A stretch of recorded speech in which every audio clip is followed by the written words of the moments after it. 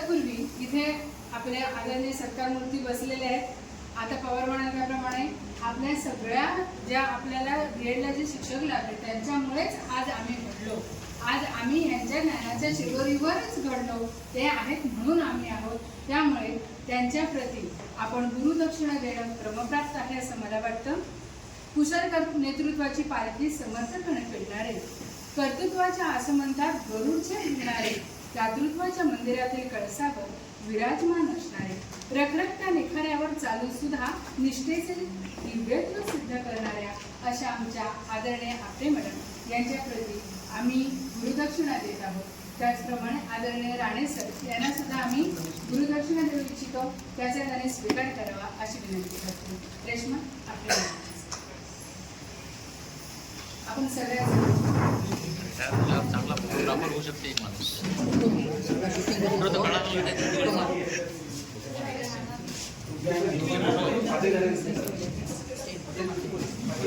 हे काय दोन घेता फोटो.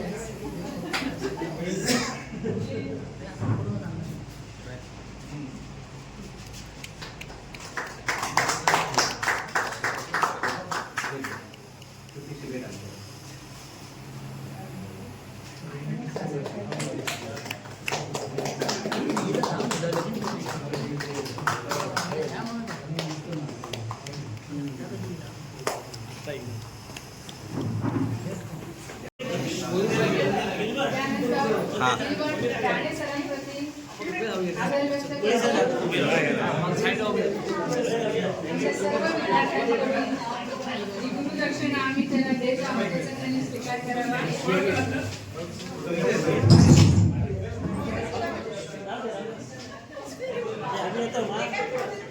आमची सर असं सर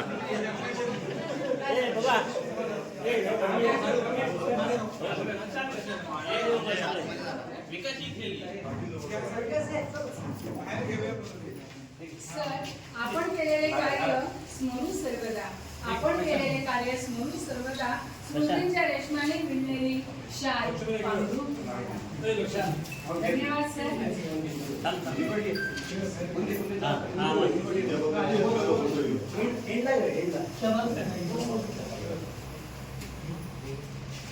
आपण टाळ्या वाजवू.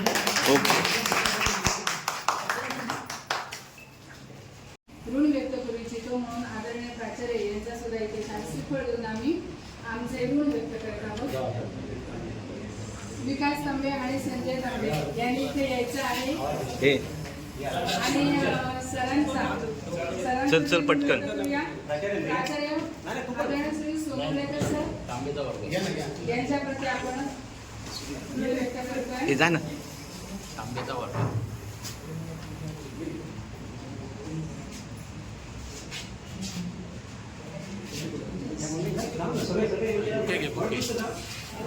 आमची डीएडची बॅचेस अशी आहे त्यावेळेस काय यांच्या सुद्धा आम्ही शाल सुकवून देऊन आदर व्यक्त करू इच्छितो. राहिलेले सगळे चला. हे चला पटपट. सगळ्यांनीच करूया.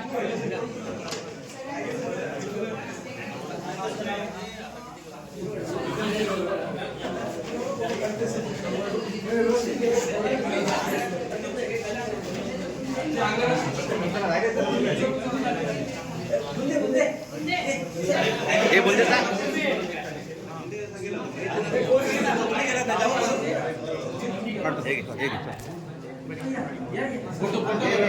राहिलेले सगळे.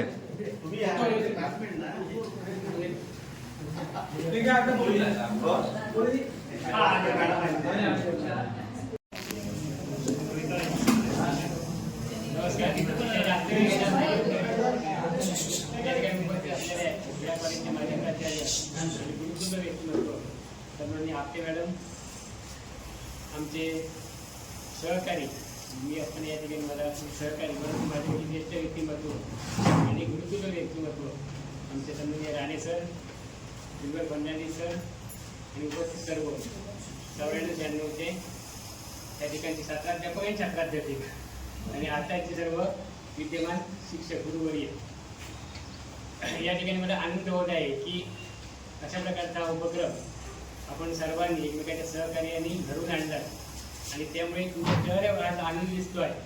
तो आनंद कायमस्वरूपी टिकून जाऊ दे आणि अशाच प्रकारे आपण एकमेका संपर्कात राहा, एकमेकांना भेटत राहा आणि आपलं या ठिकाणी जे जीवन आहे ते चांगलं उज्ज्वल भविष्य तुम्हाला लाभो, तुम्हाला निरोगी आयुष्य लाभो याची शुभेच्छा देतो. आणि कारण तुम्हाला या ठिकाणी मजा करायची मला माहिती आहे.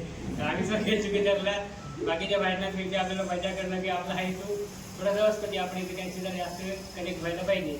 म्हणजे जास्त काही घेत नाही. तुम्हाला पुन्हा एक शुभेच्छा देतो आणि थांबतो. धन्यवाद. आपण आपले कान आतुर आहेत राणे सरांचा आवाज ऐकण्यासाठी. मी राणे सरांना विनंती करते की त्यांनी मला मार्गदर्शन करावं. सुस्वागतम. मंचावर उपस्थित माजी प्राचार्य आपटे मॅडम आणि सध्या या कॉलेजचे प्राचार्य माननीय सोनलेकर, त्याचप्रमाणे फर्नांडिस आणि माझ्या पती सर्व मित्र मैत्रीण, असंच म्हणतो विद्यार्थी आधी त्या ठिकाणी अचानक मला या आमच्या गावातले सुपुत्र धवन मला अचानक सूचना केली. मी सूचना केल्यानंतर मी भरभरून गेलो थोडा. अचानक तर ठीक आहे, आनंद वाटतो मला, परंतु माझे काही कामं असतात त्यांना माहीत आहे काय ती मी आज थोडी बाजूला करून म्हटलं आज पुढच्या वेळी जाणार, कारण 96ची बॅच म्हटल्यानंतर माझ्या डोळ्यासमोर आली. इथे बघितल्यानंतर ओळखलं कोण कोणतं काय कसं काय घडलं, काय आलं, काही चुका आमच्याकडून बंद झाल्या असतील.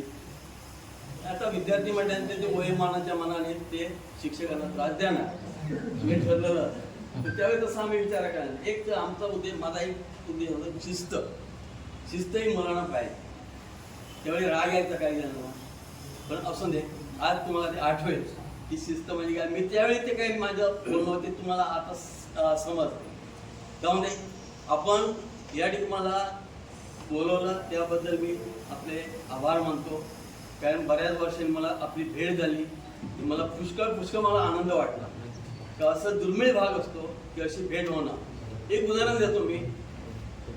राज्य पातळी, विभाग पातळी आणि जिल्हा मी मुंबईला आता असं चिपळूणला गाडी थांबल्यानंतर मी जरा बाहेर फिरायला गेलो.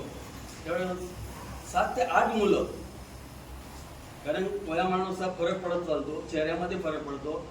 आणि मी म्हणतो हे कोण माझ्याकडे येतात बघत असं का घडलंय.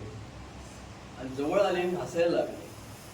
काही चेहरे ओळख आणि त्याच्यानंतर मला प्रत्येकाची ओळख नंतर मला विश्वास वाटतो नाही आपली मुलं आहे की विद्यार्थी आहे. नंतर आपापल्या किस्सा त्यांनी सांगितलं. गुरु शिष्याचं जे नातं असते तो नाते तो विसरत नाही. गुरु कितीही कठोर असू दे, किती तो शिस्तबद्ध असतो, परंतु नातं जे आहे ते फार महत्त्वाचं असतं. आणि ते आज मला या ठिकाणी तुमच्यातून मला दिसून आलं. मी एवढा आनंद झाला मला की आज तुम्ही ही जी बॅग जी आहे ती माझ्या डोळ्यासमोर आली. आणि सर्वात म्हटल्यानंतर सहल म्हटल्यानंतर माझ्याकडे. तर त्या ठिकाणी काही चढ उतार असतात ते जाऊ दे, पण एक माझ्याबद्दल तुमच्यामध्ये राग नाही. मला मोठा भरभरून मला प्रेम मला मिळालं तुमच्याकडून. ह्याच्यातून आज मला दिसून येते आहे. त्यावेळी ते आपण प्रकट करू शकत नाही, पण आज मला हे दिसून आलं. आणि काही आमच्याकडून काही चुका किंवा काय झाल्या असतील त्याबद्दल मी क्षमस्व आहे आपल्यासमोर. काय आता मी ते बोलून टाकतो, कारण काही मी मुद्दे असतात मी कठोर लक्ष स्वरूपात मी त्यावेळी बोललेलो होतो. उदाहरणार्थ फर्नांडिस एवढं जवळ घ्यायचं मी असून दे. आता या ठिकाणी मला बोललो मी तुमचे पूर्ण आभारी आहे. तुमच्या पुढील आयुष्याला दीर्घायुष्य लाभो, त्याचप्रमाणे तुमचा जो मार्ग जो आहे त्या मार्गाला ते शुभेच्छा मी मनापासून देतो. धन्यवाद. जय हिंद, जय महाराष्ट्र. सहभाग झाला त्याच्यानंतर राणे सरांबरोबर काही वर्ष मी एकत्र काम केलं. काही मित्र पण आहे. छान तुम्ही कार्यक्रम घेतला आहे, तुम्हाला मी शुभेच्छा देतो. त्याचबरोबर संस्थेच्या वतीने सुद्धा तुम्हाला मी शुभेच्छा देतो आणि पुढील कार्यासाठी माझे प्रमुख करण्यासाठी धन्यवाद.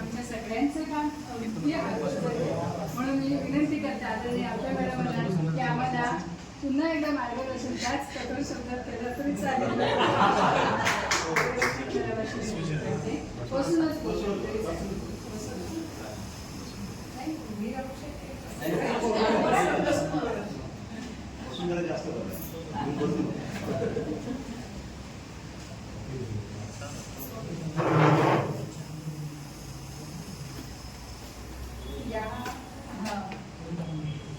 या कणकवली शिक्षण संस्थेत B.Ed college Sonawane sir, Rane sir आणि विद्यार्थी बंधू भगिनींनो असं न म्हणता तुम्ही माझ्या मुलांच्या वयाचे आहात, त्यामुळे मी असं म्हणते की माझ्या मुलांना मुलांच्या वर्गातले तेच आहे. आता तुम्ही एक जो प्रसंग सांगितलात काही तुमची बॅच तेव्हा काही घडलं होतं, काहीतरी तुमच्याकडूनही चूक होते, माझ्याकडूनही चूक होते. तुम्ही आता सध्या नोकरी करता आहात, एक जबाबदार व्यक्ती आहात. त्यावेळेला सुद्धा मला एक जबाबदार व्यक्ती म्हणून माझे जे हेड होते सरांनीच मला पत्र आणून दाखवलं, बाई हे बघा वरच्या मुंबईहून पारकर साहेबांचं पत्र आलंय, मुलांना ट्रिपला पाठवू नका. आता एक नोकर म्हणून तुम्ही आहात, तुमच्या वरच्या कुणी त्यांना सांगितलं एखादं काम काय करणार आपण. पण त्यामुळे मग संस्थेच्या इथले जे आहेत त्यांच्या घरी मी गेले आदल्या दिवशी आणि असं पत्र मला दाखवले, मी काय करायचं म्हणजे ही ट्रीप पाठवायची की पाठवायची नाही. मग आपण वरच्यांच्या आदेश धुडकवायचे का हाही प्रश्न येतो. त्यापुढे तुम्ही आता एक नोकरीवरती आहात, तुम्हाला वरच्यांचे आदेश आले तर तुम्ही काय करणार असे. म्हणजे काही वेळेला आपणाला म्हणजे तेव्हा ती समजा तुमच्या मनाविरुद्ध झालं असेल किंवा मी असं म्हणेन की मी निर्णय घेण्यात वरच्यांचे उद्देश धुडकावून तो निर्णय घ्यायला पाहिजे होता का. पण मलाही काही तेव्हा सुचलं नाही, काही हे नाही. आणि जे आपण नोकरी करतो तिथे वरच्यांचे आदेश हे आपण पाळायचे आणि सुरक्षितता म्हणून त्यांनी सांगितलं. तसाच एक आणखीन एक प्रसंग मला आठवतो की मालवणला हे होते नाही मिडवावला मिडवाव. तर त्या वेळेला सिंधुदुर्ग किल्ला बघायला जायचं होतं, नावेतून सगळ्यांनी जायचं होतं. तर त्या वेळेला मला काय म्हणायचंय की तेव्हाही असं झालं, सगळ्या मुलींचा आग्रह होता की आम्हाला नावेतनं तुम्ही घेऊन पलीकडे चला. पण त्याच्या आधी एक नाव उलटली होती, कोण अधिकारी होते, कोण पडले, काय काय झालं. मग मी म्हटलं आता इथं कुणीच नाही, मी एकटी तुमच्या मुलींची ही एवढी जबाबदारी घेऊ शकत नाही. त्यामुळे तुम्हाला नावेतनं मालवणला सिंधुदुर्ग किल्ल्याला नेऊन आणणं हे मला शक्य नाही, ही जबाबदारी. मग तेव्हाही त्या मुलींना थोडा राग आला होता. म्हणजे कसं असतं आपल्या आयुष्यामध्ये काही वेळेला कोणाचा राग लोभ असतो तो आपण घ्यायचा आणि नंतर मग तो सोडून द्यायचा. आता माझंही तुमच्यावर काही हे नाहीये. तर असंही मुलंही दंगा करतात, चालायचं वयच आहे त्यांचं, नाहीतरी कुणी दंगा करायचा. आता दुसरी गोष्ट म्हणजे हे तुम्ही जे म्हणालात आपली आठवण करून दिली म्हणून मी थोडंसं त्याचं स्पष्टीकरण केलं. अर्थात हे ते योग्य होतं की नाही तो काळ संपून गेलेला आहे. आता आज तुम्ही इतके दिवसांनी एकत्र आला आणि एक आनंदोत्सव साजरा करणार आहात आणि ह्याचा मलाही आनंद झालेला आहे कारण तुम्ही मला बोलवलं आणि तुमच्या ह्या आनंदोत्सवामध्ये गेट टुगेदर मध्ये मला सामील करून घेतलं आणि मलाही आनंद दिला आणि शाळेच्या ह्या वर्गात इतके वर्षांनी यायला मला मिळालं. खरोखर म्हणजे आजचा दिवस मी एक भाग्याचा आहे असं समजते आणि ते भाग्य तुम्ही मुलांनी मला इतकं दिलेलं आहे आणि म्हणून मी तुमचे खूप खूप आभार मानते आहे. आता हे शिक्षण कार्य तुम्ही करत आहात, शिकवत आहात, त्याच्यावरती चांगलं हे करून तुम्ही पदं मिळवली. अगदी अलीकडेच आपल्या आंगणे साहेब एक शिक्षण अधिकारी करतात, तर तेही विद्यार्थीच नाही, ते घरी येऊन गेले, भेटून गेले बायकोला घेऊन. पण मला खूप बरं वाटलं. म्हणजे असं तुम्ही पुढे जाऊन जे यश मिळवत आहात, करत आहात, ते बघून सुद्धा खूप आनंद होतो आहे. आणि म्हणून तुम्ही हे शाळेत काय करा, काय वगैरे हे वगैरे मी काही तुम्हाला सांगणार नाही, कारण ते तुम्ही करीत आहातच. मग पुन्हा मी काय सांगायचं, तर मी थोडंसं रिटायर नंतर जे आयुष्य जगत आहे आणि त्याच्यातून मला जे काय वाटतं की तुम्ही सुद्धा अशा प्रकारे जर काही केलं तर तुम्हालाही ते खूप बरं वाटेल. आता पहिली गोष्ट म्हणजे शाळेत असेपर्यंत 7:15 इथं यावं लागायचं, त्यामुळे मला कुठं बाहेर फिरायला जायला मिळालंच नाही. संध्याकाळी सुद्धा कामं बाकीची असं इतकं फिरणं याच्याकडे लक्षच झालं नाही कधी. पण आता सांगतात व्यायाम करा, चाला, फिरा, हे सगळं सांगताय. तर मला एवढंच म्हणायचं आहे की तुमचंही आरोग्य चांगलं राहू दे आणि याच्यासाठी म्हणून तुम्ही व्यायामाकडे लक्ष द्या. काहीतरी म्हणतात बुवा, आता खूप सांगतात 10,000 पावलं चाला, सगळं एवढं मलाही होत नाही. म्हणजे रिटायर झाल्यावर सुद्धा मी इथून तुमच्या जानवलीचं ते काय आहे ना, शाळेच्या पुढचा स्टॉप, तिथंपर्यंत चालत जाऊन यायची 4-4 किलोमीटर. मग नंतर हळूहळू ते कमी होतात. आता फक्त कॉलनी एक फेरी मारण्या एवढी क्षमता राहिलेली आहे. पण मला एवढंच म्हणायचं आहे की तुम्ही तुमची प्रकृती आणि व्यायाम याच्याकडे लक्ष द्यावं, ते एक आहे.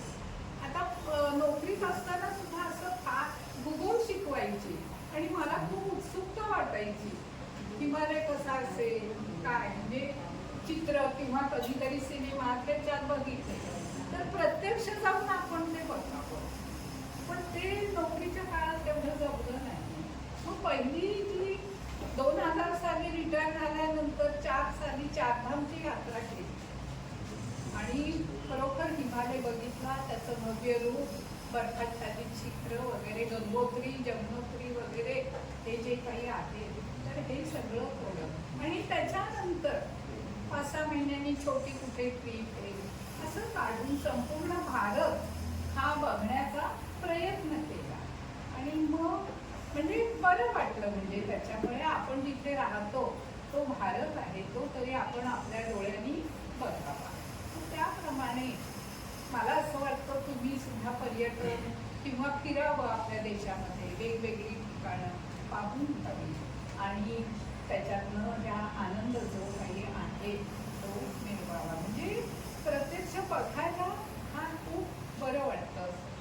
आता त्याच्यानंतरचा आणखीन एक थोडंसं वेगळं आहे विषय, पण तरी सुद्धा मी बोलते आहे. आपल्याकडे म्हणजे आपल्याला पगार आता चांगले देत आहेत, आम्हालाही पेन्शन सरकार देतं चांगली इथे. तर पुढच्या दृष्टीने सुद्धा तुम्ही काही आपलं सेव्हिंग चांगलं करावं की ज्याचा तुम्हाला पुढे सुद्धा काळजी वाटणार नाही, चांगला उपयोग होईल. अशा प्रकारे वेगवेगळ्या योजना. आमच्या वेळी फक्त LICच होती. काय झालं की विमा एवढं, आणि तो किती 25-30 वर्षानंतर. पण मला वाटतं आता तुम्ही अभ्यास करून कशामध्ये आपल्याला चांगले मिळू शकतील बेनिफिट्स किंवा काय असं असेल तर याचा विचार करून पगार चांगले असल्यामुळे त्याचं सुद्धा. परवा एकदा असं झालं, कोणाचं तरी आता नाव मी विसरले, आधी मला विसरायलाही होतं. तुम्हाला जर 5,000 खर्चाला दिले असतील तर तुम्ही 1,000च खर्च करा आणि 4,000 रुपये जे आहेत तर ते बाजूला काढून ठेवा. आपण दुकानात किंवा कुठं जातो, 5,000 नेले असतील तर 6,000 खर्च करून येतो आहे म्हणून, आणि पुन्हा जादा ठेवून येतो असं. तर हे मला वाटतं वॉरन बफेनीच सांगितले वाटतं, काहीतरी आठवत नाही मला. आधी काहीतरी हा 1-2 दिवसामध्ये वाचलं मी की त्यांना निवृत्त झालेले आहेत, 94-95 काहीतरी वय आहे त्यांचं असं. पण हे त्यांनी आणि दुसरं आपले जे हे होते परवा जे रतन टाटा त्यांचं सुद्धा एक येतं, तर ते म्हणायला लागले की तुम्ही अशा रीतीने सेव्हिंग करा, झोपेत सुद्धा तुमचे पैसे वाढले पाहिजे. म्हणजे तुम्ही नंतर काम करणारे, नोकरी करणारे असं नेहमी त्या अवस्थेतच आहे. तर असे काही मुद्दे आहे की ज्याचे तुमचे ते वाढत जातील, त्याचा अभ्यास करून तुम्ही आणि तुमचं पुढचं आयुष्य जे आहे तर ते आर्थिकदृष्ट्या अडचणी जेवढी सुद्धा समाधानामध्ये जावं. तर हे एक मला वाटतं थोडंसं. आता त्याच्यानंतर आणखीन एक आहे ना, मी काढले गोष्ट मला वाटते म्हणजे की झाडांच्या बद्दल प्रेम आणि ती झाडं लावणं. हल्लीच आमच्या इथे एक झाड लावलेलं आहे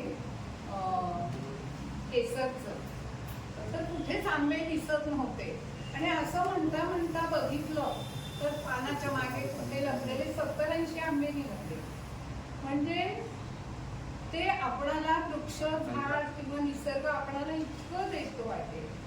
आणि दुसरी गोष्ट अशी आहे की सगळीकडची जर आपण बघतो तर झाडं ही तोडली जातात, पण परत ही तितकी झाडं जी आहेत तर ती लावली गेली पाहिजे. महत्वाची गोष्ट ऑक्सिजन ही झाडं आपल्याला देतात. मला आठवतं इथे BEdला सुद्धा असताना विद्यार्थ्यांना विचारलं होतं जून महिन्यामध्ये, म्हणजे आम्हाला ही सर्क्युलर यायची, तुळशीची झाडं या बाजूला लावली होती आणि काय काय वगैरे असेल.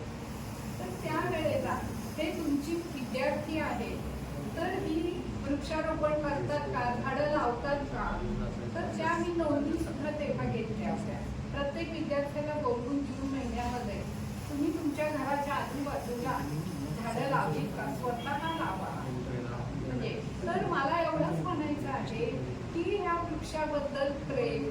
पूर्वी एक चिपको आंदोलन झालं होतं, तुम्ही कदाचित वाचलं असेल, हिमालयामधून तोड केल्यानंतर.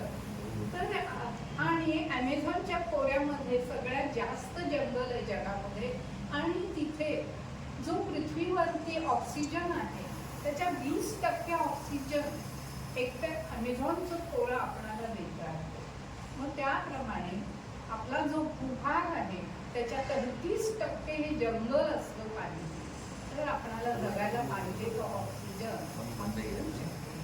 मला एवढंच म्हणायचं आहे की त्या झाडावर प्रेम करणं हे विद्यार्थ्यांच्या मध्ये आणि त्या जून महिन्यामध्ये ती झाडं सगळीकडे लावायचं हे जे आहे, अशा प्रकारचे विचार कर्नाटकामध्ये एक संस्कृती किंवा प्रथा पडलेली आहे की मूल जन्मल्यानंतर एक झाड लावायचं. तर तशा प्रकारे आपल्या इथे जून महिना आला की आपण काय केलं पाहिजे, नवीन काहीतरी झाडं जी आहेत तर ती लावली पाहिजे. नुसती लावायची नाही, ती जगवली पाहिजे, ती वाढवली पाहिजे. आणि त्याच्याकडे सुद्धा दुसऱ्या दृष्टीने बघायचं आहे की ती सगळ्यांना प्राणवायू देत आहे आणि इतर सुद्धा सगळे जंगलाचे झाडाचे उपयोग तुम्हाला माहिती आहेत, तेही मी काही सांगणार नाही आहे. मला आठवतं आम्हाला हायस्कूलमध्ये असताना कोल्हापूरला टेमलाईची टेकडी आहे तर तिथे नेलं होतं आणि तिथे वृक्षारोपण आमच्याकडे करून घेतलं होतं संपूर्ण त्या भागामध्ये. तर अशा रीतीने सगळ्या भागामध्ये जर आपण पाहिलं तर सारखी जंगल तोड होती आहे आणि ते आपण आपल्यासाठी उपयोगात आणतो लागतो. पण जरी तोड केली आवश्यक तरी सुद्धा पुन्हा जी काही आहे तर ती लागवड झाली पाहिजे असंही मला वाटतं. अशा प्रकारची हे जे आहे अशी मनोवृत्ती जी आहे तर ती आपली तयार झाली पाहिजे. आणि त्याच्यानंतर जर पाहिलं तर आता आपण पाहतो आहोत अयोध्या, आपल्या मोदींनी त्या ठिकाणी श्रीरामाचं म्हणजे अयोध्येला मंदिर हे केलेलं आहे आणि त्या ठिकाणी सगळीकडे आपल्या धर्माचं म्हणजे मला काही धर्म वगैरे असं काही म्हणायचं नाही आहे. फक्त आम्ही काय म्हणते आपली संस्कृती आणि पूर्वजांनी आपणाला जे संस्कार केलेले आहेत ज्याच्यामध्ये बंधुभाव आहे, वसुदैव कुटुंबकम, डॉक्टर राधाकृष्णननी सांगितलेलं आहे, सगळं जग हे कुटुंब आहे, अशा प्रकारची भावना. आणि दुसरी गोष्ट अशी आहे की आपली जी काही संस्कृती आहे खरोखर ती किती महान आहे, तर त्याचा आपण काय केलं पाहिजे, अंगीकारून प्रसार झाला पाहिजे. म्हणजे मग पुलवामासारखं हल्ले कुठे होणार नाही आणि रोज आपल्या देशावर काही संकट येतं. आणि याच्यातूनच मी म्हणते ह्या सगळ्यातून आपल्या मनामध्ये देशप्रेमाची भावना सर्वात शेवटी ही असली पाहिजे. आता मी काही भाषण देऊन हे करत नाही, मी माझ्याच मनाचं जे आहे मला जे वाटतं आहे तेच एवढं इथे बोलून दाखवलेलं आहे. म्हटलं काय आता तुम्हाला सांगायचं तरी, कारण शैक्षणिक तर तुम्ही काम करताच आहात, होय तुम्ही. आणि मी तरी म्हणेन आमच्यापेक्षा सुद्धा जास्त माहिती आणि जास्त काम तुम्ही करत आलात. याच्या आधीच्या सुद्धा काही बॅचेस झालेले आहेत, तुमच्या इथे सुद्धा आता सायन्सचं सांगितलं ते जे. तर अशा प्रकारे तुम्ही ज्यांनी कोणी बोलून दाखवलं नाही पण ते सुद्धा जे अबोल आहेत त्यांनी कार्य हे सगळं केलेलं आहे आणि रोज करताय. तर मला एवढंच म्हणायचं आहे की इथं तुम्ही जमलात सर्वजण, एकमेकांच्याकडून तुम्ही काय काय करता आहात ती तुम्हाला माहिती मिळेल आणि पुढचं आयुष्य जे आहे तर ते तुमचं आनंदात, सुखात आणि समाधानामध्ये जावं, आरोग्यपूर्ण जावं अशी ईश्वरचरणी मी प्रार्थना. काय वाणीने तुम्ही आम्हाला आमचं आरोग्य कसं आम्ही राखावं, सेविंग कसं करावं, वृक्षारोपण करावं, देशप्रेम जगवावं, संस्कृती आम्ही आपली जपावी यासाठी आम्हाला बहुमोल असं मार्गदर्शन केलं त्याबद्दल खूप खूप आभार. गेट टुगेदर रंगणार आहे बहारदार, गेट टुगेदर रंगणार आहे बहारदार, भाषणही झाली जोरदार, जुन्या आठवणींना उजाळ मिळाला रंगतदार, तेव्हा मानलेच पाहिजे सर्वांचे आभार. आणि हा आभाराचा भार मी प्रशांत दळवीकडे सोपवून आपल्या सर्वांची रजा घेते. धन्यवाद. खरं म्हणजे हा कार्यक्रम आपल्याला खूप मोठा घ्यायचा होता. खूप मोठी आमची अडचण कार्यक्रम घेण्याची. कालच आम्ही या ठिकाणी, मी आणि प्रशांत बोवाटे या ठिकाणी आलो होतो की या संस्थेची परवानगी मिळते की न मिळते हा मोठा प्रश्न होता. आणि आमचं खरं तुमचं आणि आमचं सगळ्यांचं भाग्य आहे की कधीही कोणाला परवानगी दिली नाही, पण मात्र आपल्याला ती परवानगी दिली. त्यामुळे खरंच संस्थेचे खूप खूप आभार आहेत. आणि विशेष करून आपले जे क्लास आहेत ते माझे वर्गमित्रच आहेत, त्यांच्याकडे मी हक्काने आलो, काही करा, आम्हाला 10 मिनिटं का होईना आम्हाला परमिशन द्या. पण आम्हाला 10 मिनिटं मागितली, पण त्यांनी आम्हाला अर्धा तास दिला. आणि अर्धा तास असून आपण जवळजवळ 1 तास हा कार्यक्रम या ठिकाणी साजरा करतो. त्याबद्दल त्यांचे खूप खूप आभार आहेत. कारण ते जर परमिशन मिळाली नसती तर आम्ही काहीच करू शकलो नसतो. खरंच आपला व्यवहार चांगला आहे, वेळ चांगली म्हणूया. कदाचित आपले ते साहेब आंघोळ करून देवपूजा करून आले असतील, तेवढा त्यांचा फोन आला आणि आम्हाला ते बदलून परवानगी छान मिळाली. विशेष आभार मानायला पाहिजे म्हणजे सन्माननीय आपटे मॅडम, त्या दिवशी वृंदावनला त्या ठिकाणी एक लग्न होतं आणि त्या लग्न असताना त्याच बाजूला ते राहत असल्यामुळे आमच्या 3 मित्रांवरती ती जबाबदारी सोपवलेली होती की त्यांना जाऊन निमंत्रण द्या.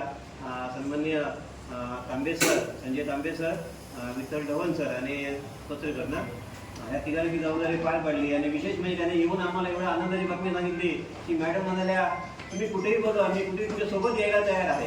म्हणजे ही आज त्यांची असलेली तयारी, त्यांचा उत्साह बघितल्यानंतर आपल्याला सुद्धा वाटतं की आम्ही रिटायरला आम्ही काय करायचं. मग त्यांच्याकडे बघून आज आम्हाला वाटलं की आम्ही खूप अजून काहीतरी करू शकतो.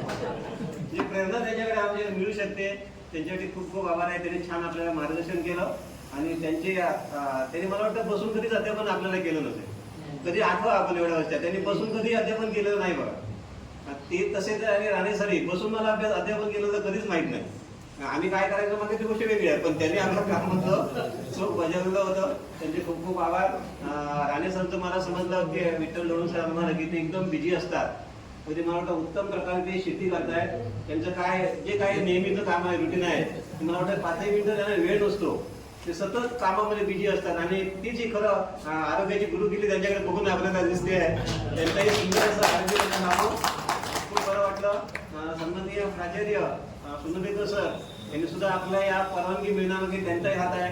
त्यांनी ज्यावेळी पार्थ सरांनी फोन केला की ते मला वाटतं डॉक्टरकडे गेले होते, त्याने त्या असताना त्या कठीण परिस्थितीमध्ये आमचा फोन उचलला, त्याने आमच्याला परवानगी दिली संस्थेमध्ये, त्यांनी संस्थेची बोलले असतील त्याबद्दल त्यांचे खूप खूप या ठिकाणी मी आभार मानतो. पारकर सरांचे सुद्धा आभार मानलेले आहेत. आपले सर्वांचे आभार मानायचा आपण खूप वेळ आहे, तरी पण एक फॉर्मॅलिटी म्हणून आपण सगळ्यांचे आभार मानतो. या सगळ्यांना आरोग्याच्या खूप खूप चांगल्या शुभेच्छा देऊया, पुढच्या वाटचाली शुभेच्छा देऊया आणि हा छोटेखानी कार्यक्रम या ठिकाणी आपल्याला संपवावा लागतोय, तो संपूया. यांच्यासोबत एक बाहेर ग्रुप फोटो घेऊया आणि कार्यक्रम संपूया आणि संपूया आणि आपण माती रिसॉर्टकडे लगेच प्रस्थान करूया. धन्यवाद. थांब रे, व्हिडिओ करते त्या व्हिडिओ पाठवतो करतले की मी, तू कशा काळजी करतो तो बघ झेंडो फडकवता वर. ओके बाहेर सांभाळा. लक्षकडे